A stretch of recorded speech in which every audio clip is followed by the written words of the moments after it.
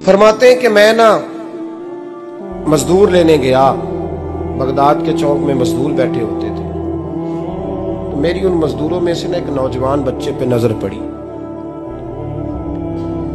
बड़ा कमजोर सा वजूद था, लेकिन चेहरे पर इबादत का निशान था। माथा बताता था कि नमाज का बड़ा ख्याल रखता है। मैं उसके करीब गया। चेहरे भी बड़ा कुछ बताते हैं ना, चेहरों में भी बड़ी रानाई होती है। फरमाते हैं मैं करीब गया, मैंने उसको कहा बेटे मजदूरी करोगे? तो कहने लगा मजदूरों में बैठा हूं तो हुजूर मजदूरी के लिए ही तो बैठा हूं। तो मैंने कहा कि चलो फिर। कहने लगा नहीं, मेरी कुछ शर्तें।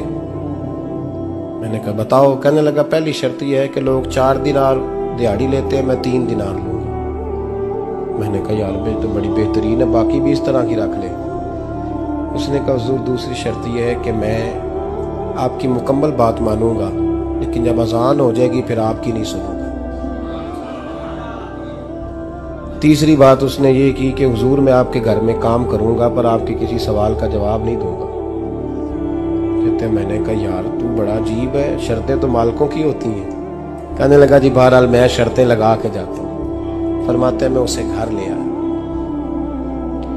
काम मैंने उसको बताया तो जो काम मजदूर सारे दिन में करता है ना, उसने 2 घंटे में कर दिया। हमारे मजदूर सिगरेट पीने में भी तो आधा घंटा लगाते हैं, वो चाय पीने जाएं तो पौना घंटा। वहां उनको भी तो ध्यानदारी करनी चाहिए कि नहीं करनी चाहिए? मुआहदा किया है ना जी, तो पूरा उतरना चाहिए ना। कहते 2 घंटे में। अब काम जब बंदा शुरू कराता है तो काम और निकल आता है। कहते काम मैंने उसको और बता दिया, वो करने लगा। उसने मिट्टी निकाल के रखी थी बाहर रास्ते में, तो अजान हो गई जोर की। उसने वहीं कुदाल छोड़ी कही और चलने लगा। तो मेरा बेटा कहने लगा इसको जरा बराबर कर दो। कहने लगे चुप कर जा, तेरे बाप से बात हुई थी। जब अजान होती है तो मैं किसी और की नहीं सुनता, सिर्फ अल्लाह रसूल की सुनता हूँ। कहते मस्जिद चला गया, नमाज पढ़ के आया तो दोपहर का वक्त था। मेरी बीबी कहने लगी इसको को खाना खा ले। कहते हमने कहा खाना खा लो। तो कहने लगा मैंने रोजा रखा हुआ, रमजान भी नहीं था, नफली रोजा रखा हुआ। फरमाते हैं शाम हुई, मैंने 3 दिनार दिए। तो मैंने कहा तेरा नाम क्या है? कहने लगा मैंने आपसे कहा था मैं किसी सवाल का जवाब नहीं दूंगा। तो वो चला गया। अगले दिन मैं फिर लेने गया उसे, काम कुछ और निकल आए। तो लोगों ने बताया वो सिर्फ हफ्ते वाले दिन आता। मैंने कहा क्यों? कहने लगे जी वो कहता है मेरा हफ्ते का खर्चा 3 दिनार है।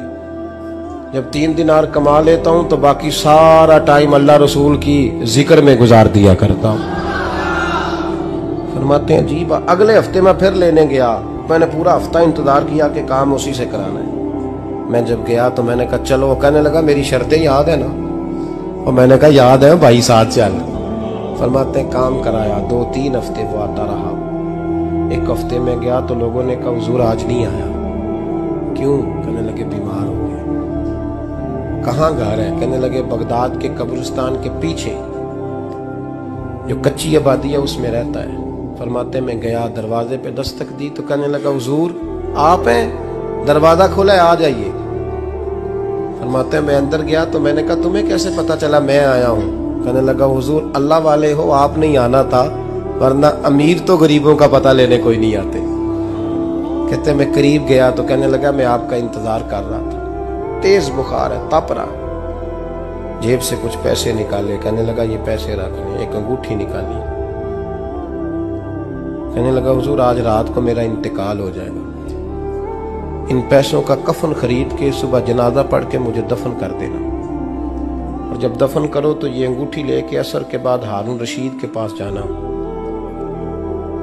आप उसे कहना मैंने मिलना है, पर वो आपको टाइम नहीं देगा। आप उसको आवाज दीजिएगा कि तेरी एक अमानत है मेरे पास।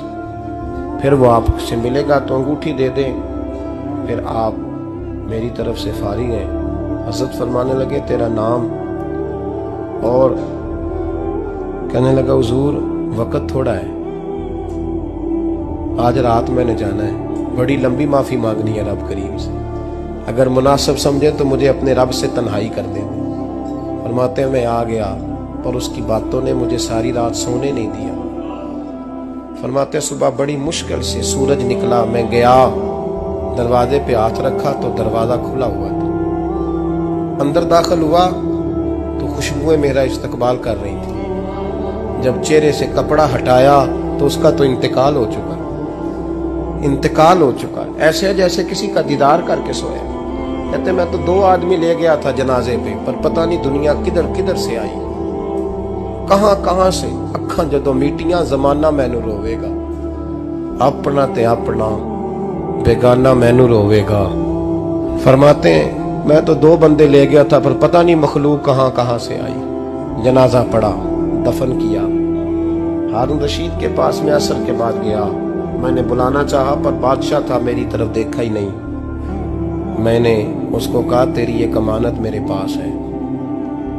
फरमाते हैं वो मुझे कोने पे ले गया। क्या बात है? कमरे में बुलाया, मैंने अंगूठी दी।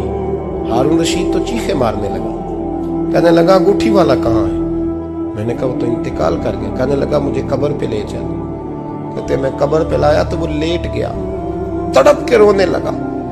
मैंने कहा मेरा कलेजा फट जाएगा, ना उसने कुछ बताया ना तूने बताया, ये कौन था?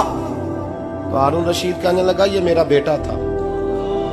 मैंने कहा तेरा बेटा और मजदूर? कहने लगा हुजूर ये हजरत दाऊद ताई के पास बैठा करता था, उनका मुरीद था।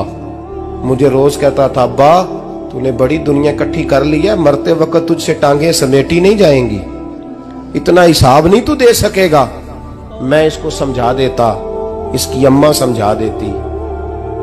ये रोज हमें कहता छोड़ दो, आ जाओ अल्लाह रसूल की बारगाह में झुक जाएं। हम समझ। एक दिन ये चला गया, कहने लगा फिर तुम्हारा रास्ता और है और मेरा रास्ता और है। ये सोने की अंगूठी गलती से इसके पास रह गई, गलती से हीरे की अंगूठी चली गई।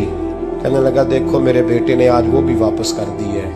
फिर तड़प के कहने लगा हारून रशीद था तो ये मेरा बेटा, पर मेरा मुर्शद निकला, मेरा पीर निकला। भाई जिंदगी तो बड़ी थोड़ी है ना। बाबा साहब ने कहा था उठ फरीदा सुत्या, और दाढ़ी आ गया पूर, अग्गा नेड़े आ गया, पिछा रह गया दूर। उठ फरीदा सुत्या, खलकत वेखन जा, मते कोई मिल जाई बख्शिया ते तू ही बख्शिया जा। उठ फरीदा सुत्या, झाड़ू दे मसीत, तू सुते रब जागदा, तेरी डाडे नाल परीत। मेरा रब हमें भी अपनी बारगाह में कबूल फरमा।